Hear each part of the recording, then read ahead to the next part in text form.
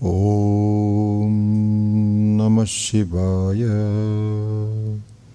Shruti Smriti Purananam Alayam Karunalayam Namami Bhagavatpadam Shankaram Lokashankaram Shankaram Shankaracharyam Keshavam Badarayanam Sutra Bhashya Kritau Vande Bhagavantau Punah Punaha Ishvaro Gururatmeti Murti Bhed Vibhagine Vyomavat Vyapta Dehaya Dakshina Murtaye Namaha. Om Sahana Vavatu Sahanau Bhunaktu Sahaviryam Karavavahai Tejasvinavadhitamastu ma vidvishavahai. Om Shanti Shanti Shanti.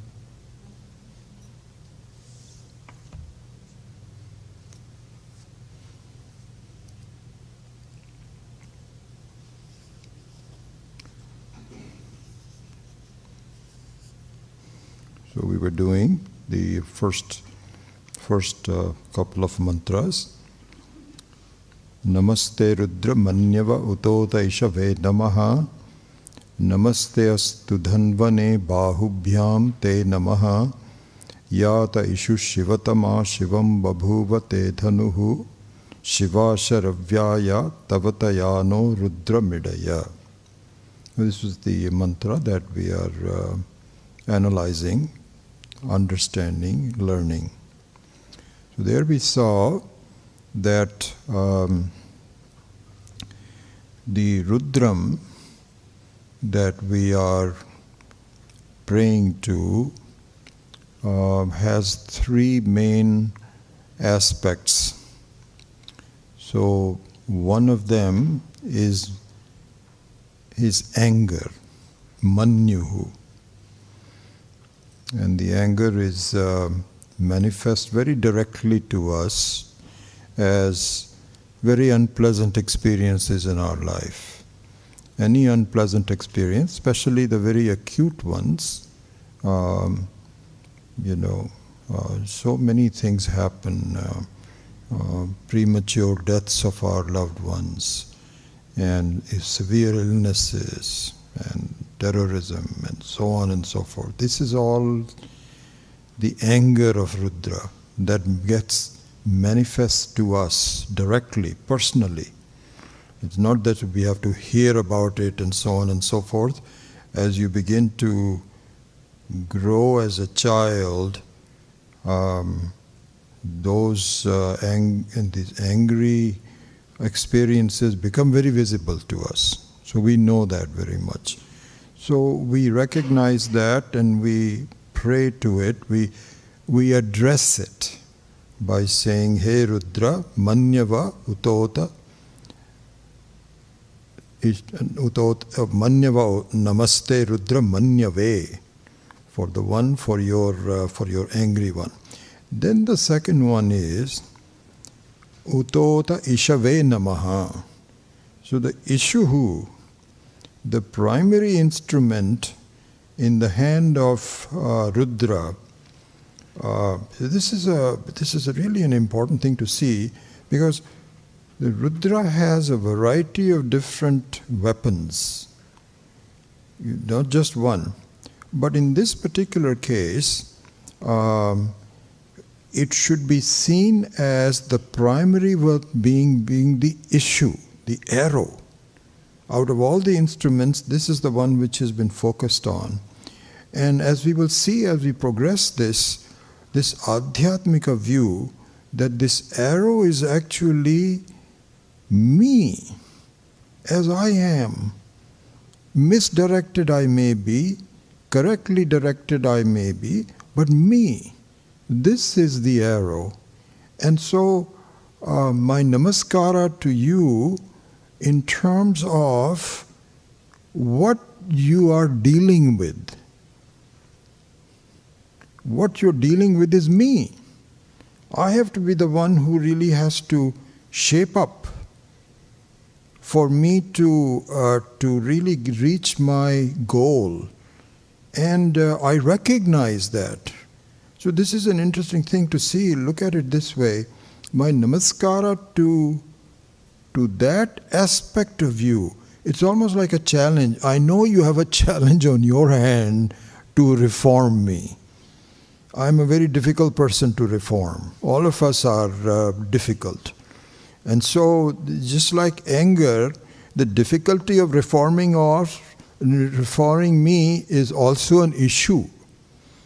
Issue means not ISSUE issue, but means an arrow, the Sanskritam issue, that I am the arrow.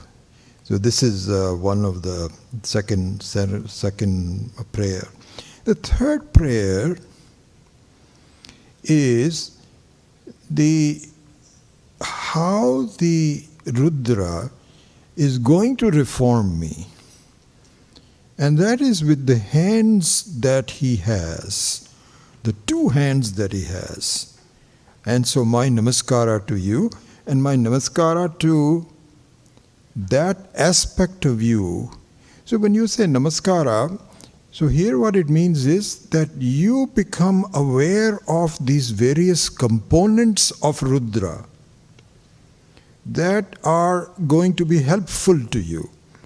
You should recognize, it is one of the things, probably one of the most important things is that all the things that are happening should be seen to be emanating from Ishvara. So when your anger means this is an assumed thing, it's not like you are blaming someone. Of course you are blaming these shooters who shoot kids and this, that or the other, earthquakes that happen and so on. But for a Vedantin, for a Jnani, you have to see that it all emanates from the same person. And without that, it doesn't appear to that it's coming from the same person, but it does. It does. I was reminded of, I remember when I was first started working for Hewlett-Packard, and funny thing happened. In a couple of years or so, there was my boss had been promoted to a higher position, and so his position was available. And I had just been working with Hewlett-Packard for just a couple of years, although I had been working with IBM for a much longer time. So I must have been, I don't know, late 20s, so not a new person out of college. So I've been working for a while, but relatively new to the company. Anyway, so this job opened up, and I looked around at my colleagues and so on, and I thought I have a very good chance of getting this manager's job, which was vacated by my old manager. So I didn't say anything and didn't do anything to canvass for it, but they announced it and they gave it to somebody else. And I was very disappointed. And particularly this person that they gave this job to, I didn't think was all that smart. And so I was a little confused as to how could they do this. So I decided to, for the first time I think, I made an appointment with my second or third level manager. And I said, I need to talk to you. So he said, yes, what is it that you... So I said, I was thinking that I should be promoted to this job, and I'm very disappointed. And I just want to let you know that what is the reason for it. So I thought that he would never know what happened. He said, you know what, I'm very happy you came to talk to me. I made that decision. I says, what? You made the decision? He says, can I tell you something? I think very highly of you. And you are very promising in what you're doing. And this manager's job would distract you from really displaying your full talents. It's some people management, 4 or 5 things and so on and so forth. Let him do it. And you just continue to develop in terms of your your capabilities, your marketing skills and technical skills and so on, and just be a single contributor, and then there will be a lot of times where you will do that. So, and he drew a curve. So he drew one curve which went straight up like this, then it flattens out. And then he drew a curve which is flattened in the beginning, but then it takes off in the end. And so I was fairly satisfied with his answer and so on. But I think as time proved that I ended up doing a lot better than this other person who was promoted. But it took a little time for it to very similarly to this case. Because when we have all these things that happen, terrorism and people getting killed and so on, so just compare the two approaches that one could have and one does have. One is that you are sad, angry, of course, especially when these children were recently killed by the shooter, 18-year-old shooter. You are perplexed, you are sad, and you don't know what's going on. So this is one way of looking at it, which is a normal way of looking at it. We all have that. But there is a Vedantic way of looking at it. This is very significant and difficult. See, this is exactly like this guy I was talking to. His name was Ed McCracken.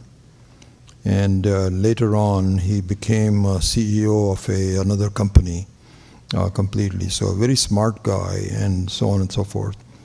So the way to look upon things that are happening in the world is the way that Ed McCracken advised me. This is back in 74. This is in 74.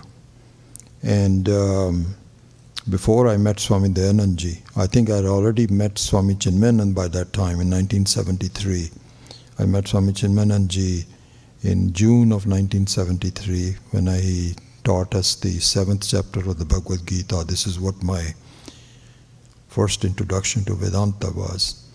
But I had not met Swami, my own Guru, Swami Dayanandji, until a year or 2 years later. So the second way to look at the world is the way that Ed McCracken was telling me, that I have a better view for you. I have a better way of dealing with you. So please trust me. This lack of promotion for you is not unknown to me. It is known to me. You didn't know that. So I appreciate your coming and talking to me. But this is a plan. It is not something just happened automatically, and it shows me that you have some potential that I want to develop. This is what he told me. So similarly to that is when we have all these sad events occurring like shootings and so on, there are two ways to look at it. One is the normal way when we are, I already talked about that. The second way is, as a Vedantin, so the second way has two components to it. The most important component is the Shraddha, that really speaking, it is Ishvara's doing, not any shooter's doing.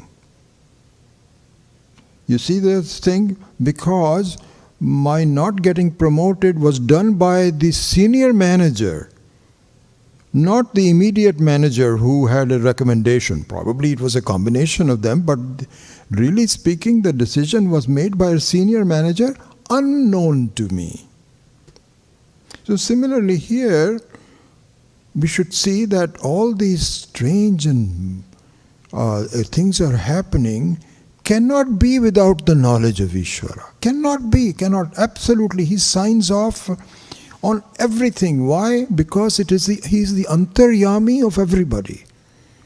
So nothing cannot be saying it's a surprise. You cannot go to Ishvara and say, Ishvara, these guys are doing something. You should know about this. Can't do that because he says, I know.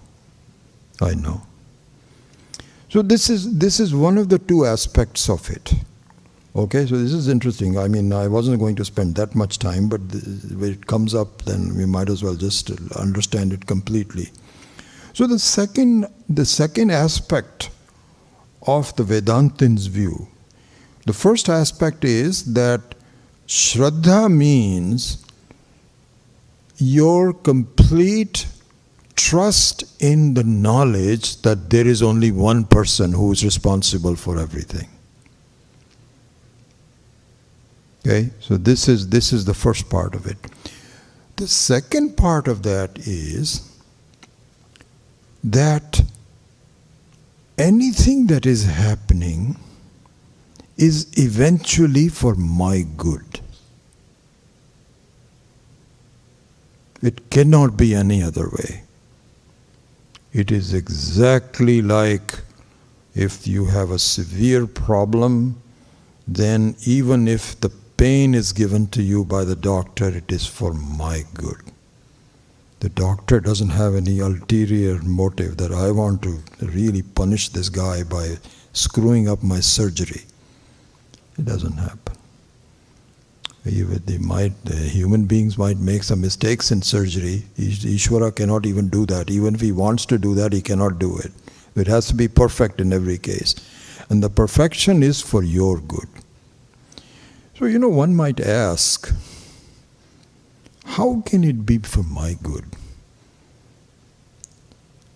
This is an important thing to ponder over. I've changed I was just looking at my notes and how I would proceed, so I'm making some adjustments, but I think it is probably the best thing to do. So the question is, how can a shooting of, do you know something? This is something I saw recently. They say that a mass shooting there is a definition for mass shooting. I think if there's 3 or more people killed, or 4 or something like this, I don't remember the number, it's called mass shooting. If it is some individual thing, one person killing somebody else, is not part of mass shooting. There are 7 mass shootings every week in this country. Did you know this? We only see the ones that are highly advertised and so on. Even the newspapers people also get tired of it, saying, oh, here comes another one. We better write a thing of it. 7 mass shootings every week go on. So the question is, if these mass shootings go on, how can you say this is good for me? This is very hard to believe. I have no connection to this.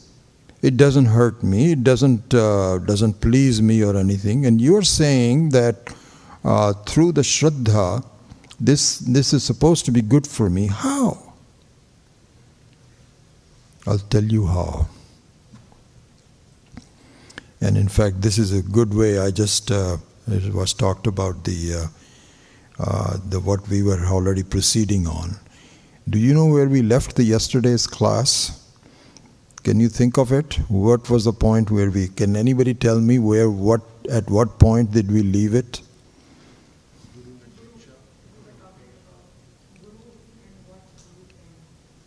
Yeah. So Guru, we were examining the contribution of one of the 2 hands of Ishvara, of Rudra, which is Guru. And we were talking about Ahetukam, Guru, and so on and so forth. Okay? So this is what the topic was. And you remember I left by telling you that there is another thing I want to talk about, the Guru, before we close that off, and then we will do it in the next class. So this is the next class. How can a shooting be good for me? I'll tell you why. In fact, hold on for just a minute. Let me develop this whole thesis for a minute. Just take a couple of minutes, then I will tell you the answer. Why, how can that is really ultimately good for me? Okay? So, I am the arrow which is in the hands of Rudra. We may not realize it. You see, this is interesting. I guess I should go. It's interesting. You give examples, and so you bring that example to make up certain points. So, in that sense, look at this way. I am in the hands of Ed McCracken, who is looking after my best career goals. You see that? It's very possible that he may not be doing it. He's just telling me that. But I think it turns out that he was. He was really sincere in what he was saying it. But this sincerity is not even in a question for Ishvara. So, if I don't know what's good for me, but the Ishvara knows what is good for me. Okay? And so, he is the one who is wielding the dhanush with the two hands. And the two hands are the guru and the diksha. Okay? So, and it requires a very powerful person that can wield this dhanush for the arrow. This is the story behind the Indra's dhanush that Rama broke. You see, this is the interesting thing. Look at that part. Indra, I don't know all the details, it's become vague to me, but I do remember that in the Sita's Swayambaram, he was saying, whoever can lift this dhanush, I'll do the varanam. I will choose that person. That will become my husband. And so a lot of very strong kings who came with a lot of muscles and so on and so forth, they could not lift it. They could not lift it. What that says is, look at all this, how this comes together. All of these kings who were otherwise very successful and strong and so on and so forth, could not lift this tremendous dhanush. And this dhanush is the one which overcomes the worst problems. Because you have to break it up. The story there is breaking the dhanush. Here it is wielding the dhanush. So there is some differences there. But the very lifting of the dhanush is impossible for people that are based purely on karma. Only jnanam can overcome problems. Praptasya praptihi. So therefore Rama, who was, of course, the avatar of Vishnu and knew the self very well, it was a piece of cake for him. He just lifted it up and there was no problem in breaking it. That other people could not even move. This reminds me of an interesting story. One of our friends who is no more, Vishal Sabharwal, he used to tell this story. And there were two instances in my life when I really almost died laughing. Does that happen to you? You laugh so much that it's uncontrolled and you cannot even breathe and so on. You start coughing. Two instances that happened. One was this, and the other one was a joke that Swami Dayanandji had given us. I'll give it to some other time. Okay. So Vishal Sabharwal was talking about the lack of knowledge in these days, that we have no idea about our culture, our so on and so forth.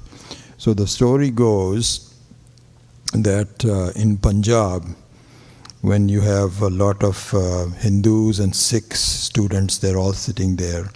So in the middle school, 8-year-olds or something like this. So an inspector comes to see whether these people know the knowledge that they're supposed to have. So I'll speak in Hindi first and then translate it. So then he said, "बच्चों, मैं आप लोगों से एक प्रश्न पूछना चाहता हूँ. I'm going to ask you a question. Indra का धनुष किसने तोड़ा था? Who broke the Indra's dhanush?" Everybody was sitting quietly. They say, "Anybody? Has anybody? How about you?"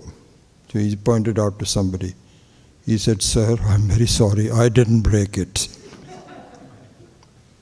He says, "Oh my God, this is what kind of an education this is." So he looked at the teacher who was kind of sitting there. He looked at and this Vishal Sabharwal will take half an hour to tell this story. It was, and in Punjabi, he says that in Punjabi. So he looked at this teacher. So the teacher said, "Sir, this boy that you pointed out, he's one of the most honest ones. If he had broken it, he would have really told it to you." He said, "Oh my God." He was writing notes, failure, failure, failure. So then he goes to the principal. I think there were like, wasn't it 4 or 5 of them, Pami? There were like 4 or 5 of them. This is just amazing. But I'll just do 3. So then he goes to the principal and says to the principal, "What kind of people do you have in there?" and so on and so forth. He said, "Sir, all of my people are very honest. They just give straight answers. If they really had broken it, they would have reported it to me." Oh gosh, I tell you, it was just even now when I think about it. But when he was telling it, and we would ask him, and we will get prepared, "Okay, tell that joke again." So this is a very powerful thing with the Dhanush. And so the third thing is, how can, I've not forgotten that, how can these happenstances benefit me? Okay, so this brings one of the real values of a guru. Okay, what it is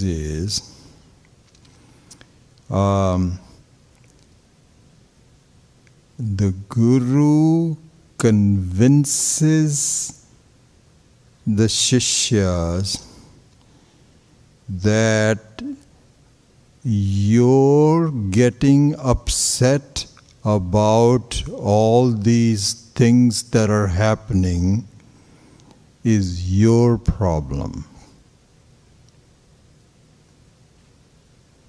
Is your problem. What do you mean it's my problem? Because you are giving reality to this world, which is not necessary. Not necessary. So, and we can develop this further.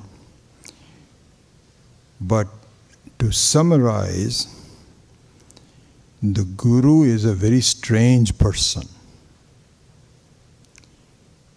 One of them is, we already talked about, which is unconditional support to the Shishya.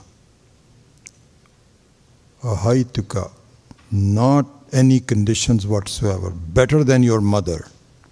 Mother also has a condition. And even if she doesn't have a condition, she's not with you all the time. So that was one of the things we talked about. The second thing that the Guru does is really amazing. All of your relationships in the world give you something. They all provide you something. They are dear to me because they provide me with something. Right? Your spouses. They provide you with company, with support, with friendship, your friends, your jobs, any relationship that you have. They give you something. The Guru is an exception. The Guru makes you happy by taking things away from you. He's the only person who is dedicated to not give you anything but to take you away from it. This is the specialty of the Guru. And all the happenings that are happening from a Vedantic standpoint should be seen as contributing to Vairagya. Vairagya is the key thing that we have to really resort to. Not be attached to anything that is happening in this world. Anything. And as a reminder, this is the Vedantic way of looking at things. Because as a reminder, what happens is that things are so generally pleasant that you feel things are going okay. I don't know about this Vedantic stuff, that will come later on. This is the typical thing that when I retire, I may look into it. I have news for you. It's not going to happen. It is not going to happen. The retirement business, this is just such an excuse that it never does happen. When you retire, you still have lots of other things that you can do. And then your body starts to give you problems. You have to attend to your body and so on and so forth. Even if you want to do Vedanta, you cannot do it. And so this is just a total excuse. So things are happening who are generally so pleasant that keep you away from your own, the real goal, which is to discover yourself. And this is a reminder. All of these things are a reminder that, my God, this is a strange world. I cannot depend on it. So Meshananji, he does a great job of explaining the nature of the world. It's called Anirvachaniya. So it is Anirvachaniya. So this is the problem we have. We go through these words and we say, oh yeah, now I know what Anirvachaniya is. We all know what Mithya is. So Mithya is not Satyam. It is not Tucham. It is something in between. These are the words we hear from our Mahatmas. And so we say, oh yeah, we know what Mithya is. So the world is like a Mithya. And so on. And so this is what it is. This is how we fool ourselves. We learn the meaning of a word, then we keep it aside. Oh, I know that. But the real thing is, I'm dealing with the world. Anirvachaniya. Anirvachaniya, and Swamiji spends a lot of time talking about this in this book itself, or in some of the other, I think mostly this book. Nirvachaniya means it's totally confusing. Totally confusing. And it's not going to be resolved. This confusion is not going to stop. This is the problem we have, is somehow we have a feeling that in our life, if I can control this, if I retire, and I do this and I do that, then things will be okay. Foolish. Things are never going to be okay. They are already okay and you are rejecting it. Our acharyas say, really speaking, this is interesting. I have about 3 or 4 things that I'm mixing in. I hope I don't lose the train of my thought. Our acharyas say that you know what death really means? This is the mrityuhu, the death. is something that we have to think about. We think about Mrityu when the body dies. Right? This is our definition of Mrityu. Wo mar gaya, he's gone. We were just talking about Vishal Sabharwal. Yes, he passed away. Poor guy had a lot of medical problems and he died at the age of 60, 65. Mar gaya. This is how we think about Mrityu. No. Do you know that event called Mrityu is just a change of your clothing, as Bhagavad Gita says. That's all it is, because your Sukshma Sharira cannot be killed. That is already there. And so Sthula Sharira has to be reborn in some other way so you can glom onto it. That's not Mrityu. Like for example, this is interesting thing. There is hardly any difference between sleep and Mrityu. Very little difference between sleep and Mrityu. If you want to visualize what death will be like, where will I be after death? Supposing you visualize that. You don't have to visualize it. Just think about where you were last night. That's it. You were disassociated with your bodies. That's all it was. You were the only thing that you were associated with is ajnanam while you were asleep. But you were disassociated with your Sukshma Sharira, you were disassociated with Sthula Sharira. Only the Karana Sharira was there. You were already free of everything, but you didn't know you are free of everything. So the death is also the same thing. You will actually be in a deep sleep for a little while. We don't know how long, though that's not for us to know. And then what you have, the only difference is that after the sleep, before the death, that body is still functioning. So you go back to it. And in the case of death, you have to find another body, which takes a little while. You have to be born but that's small details. Otherwise, there is no difference between death and sleep. No difference at all. It's exactly the same. So this is not going to stop. It is not going to stop. It is going to continue on. Anirvachaniya. This confusion. So there's one thing that I was talking about and I didn't finish it. The fall of the body is not the Mrityu. Do you know the Mrityu is happening every second while you're alive? Every millisecond, microsecond.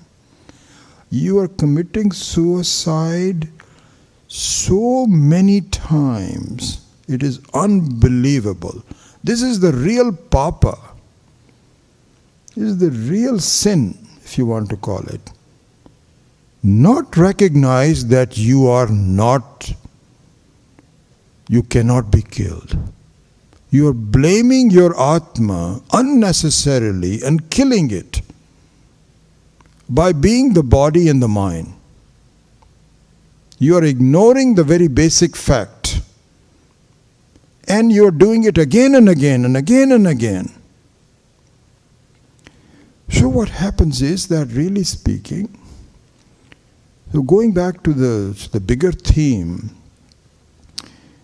so when you look at the various occurrences, it is for your own good. How is it for my own good? Because you are killing yourself continuously. You are ignoring your own reality. And to shake you up, it is almost like a waking up process. How are we going to wake up from this dream that we have?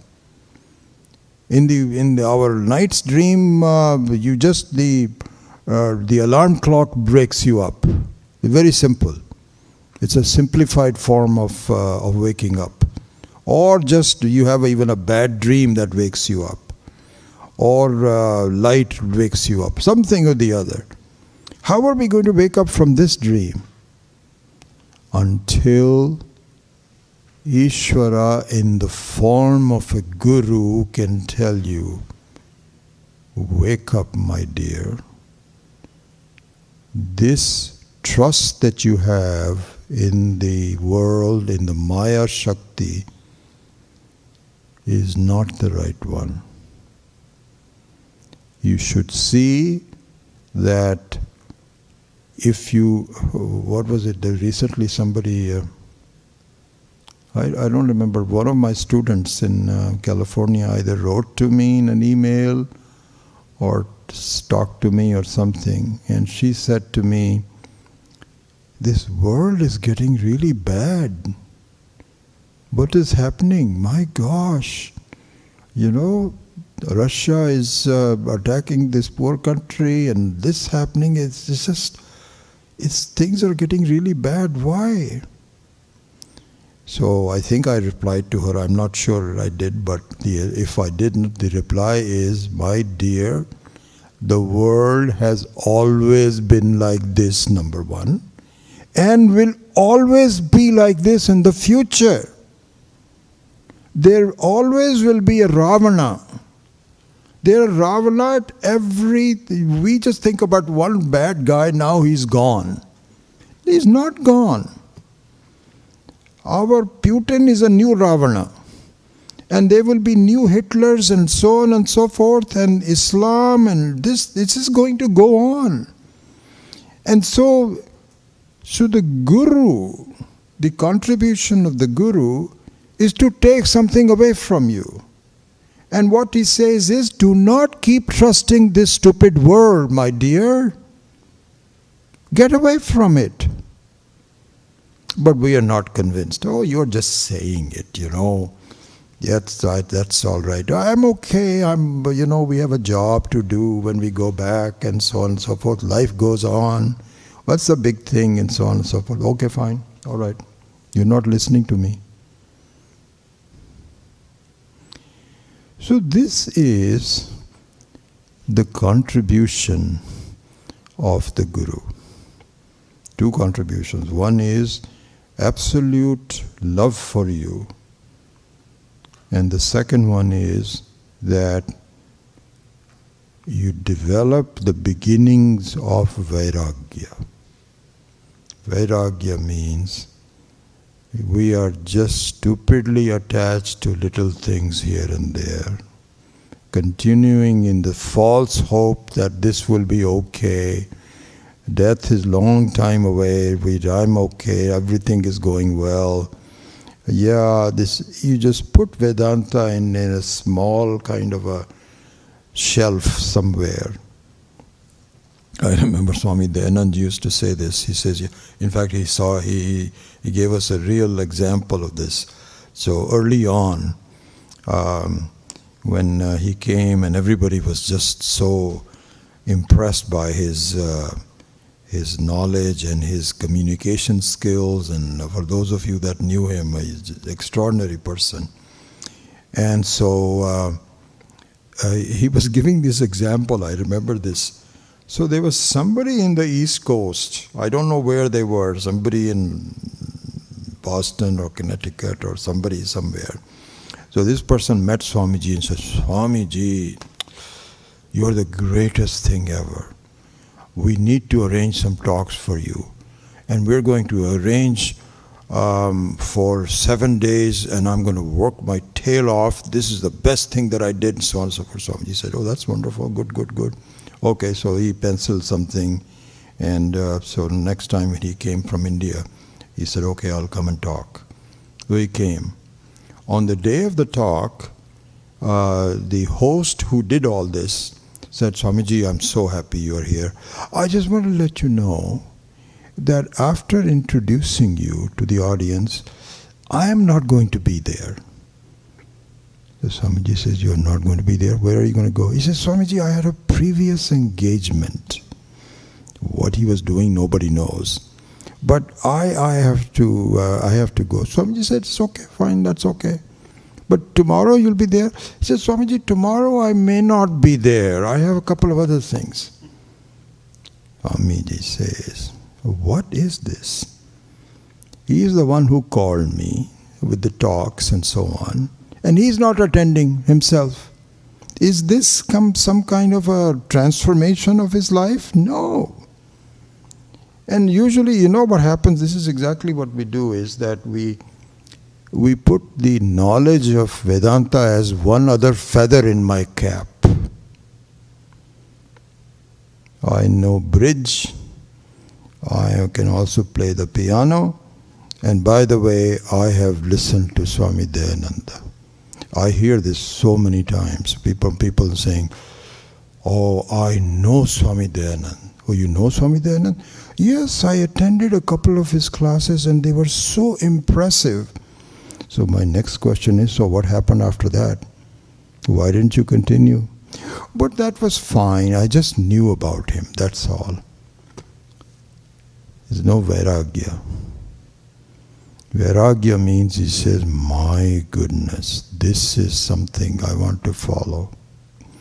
Swami Maheshananji gives this very beautiful example. He says, because he talks to a lot of householders, all his examples, if you read this, are from householders and so many examples, not sannyasis.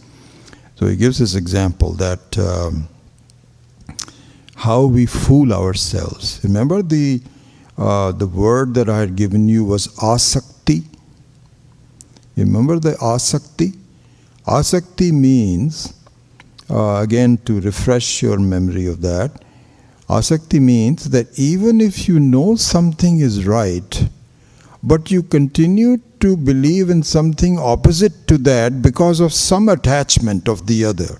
Remember I told you about the gun control, that even if you talk to somebody and says, yeah, this is not good, but they would still vote for the same senator who is not doing anything on control. Asakti. This is what asakti is. So this is very common. Don't think about this as only the Republicans are bad or Democrats are bad or anything like this. We are all bad. How? Swamiji gives us example. He says, you know, we talked about Vedas, and the Vedas reveal Ishvara. Ishvara is Sarvashaktiman, Sarveshwaraha, he knows everything, and Satyam, and truth, and so on and so forth. And you ask somebody in the audience, not only, this is not theoretical, he says this happens every day in my satsangs. So the people will come in the satsang and you say, it's Swamiji, what you talked about was just so wonderful. So great, Ishvara, you know, this should be. But, Swamiji says, oh, here comes another but. What is it? But Swamiji, you know, so Swamiji will say, you have to, in order, which is the truth, if you want to understand Satyam Jnanam Anantam, which is Paramarthika Satyam, at a Vyavaharika Satyam you must have. If you don't even have a transactional truth, if you tell people one thing and you're doing something else, you're not qualified for Paramarthika Satyam. At least you should do the Vyavaharika Sat. So he was talking about the Vyavaharika Sat, how you should do that. And they all say, Swamiji, we know, understand this, but, you know, these days you cannot do anything without corruption in India, Swamiji. You cannot do anything without corruption. So Swamiji says, just look at this situation. Just examine this. This person saying, oh, I know Ishvara is all powerful. I know truth is the right thing and so on. But be practical, Swamiji. You are just a Swami sitting there, something, you don't have to do anything. I have to deal with the world and I have to really, deal with corruption. What do you want me to do? This is the thing. Swamiji says, just examine this. What it means is, you really don't think Ishvara is Sarvashaktiman. You don't think the Ishvara is all-knowing. You think those are just theoretical kind of things, and the reality is something else other than what you talk about. Isn't it? This is what it is. You are now separating reality from what is supposed to be, so you relegate the true reality into some side pocket as a feather in your cap. Oh, this is what Vedas talk about. Yes. You ask somebody, well, don't you have Shraddha towards it? Oh yes, Swamiji, I have complete Shraddha. Hinduism and Vedism, they are Vedika thinking, this is absolutely correct. Yes, of course I do. Okay, then stop. Then just follow the Satyam. No, but I cannot follow the Satyam because, I have to bribe certain people. What to do? This is called asakti. This is exactly the same thing. Yes, here I know gun control is very bad. But what to do? I'm part of the Republican Party. I don't want to, these Democrats are even worse. So I cannot do that, at least so on and so forth. So this is the situation. You cannot just make it into some kind of a theoretical one, and so you go back to this gentleman who invited Swamiji and never showed up for the first 2 or 3 classes. I don't know what the details were. He might come back. Now he will say, I invited Swamiji and it was such a wonderful talk. So many people. What, did you listen to it? Are you acting on that? No, I was too busy at this point. I've got a lot of things going on. I'm on the board of so many companies. This is what happens when you retire in the Silicon Valley. So I'm surrounded by these multi-millionaires. I keep strange company, quite honestly. I mean, all the people that I think my wife and we know at least 4 or 5 billionaires that we are very close to. And so many people are multimillionaires and so on. And we never talk about Vedanta for a minute. One of them has been threatening me that I want to come and learn from you for the last 10 years.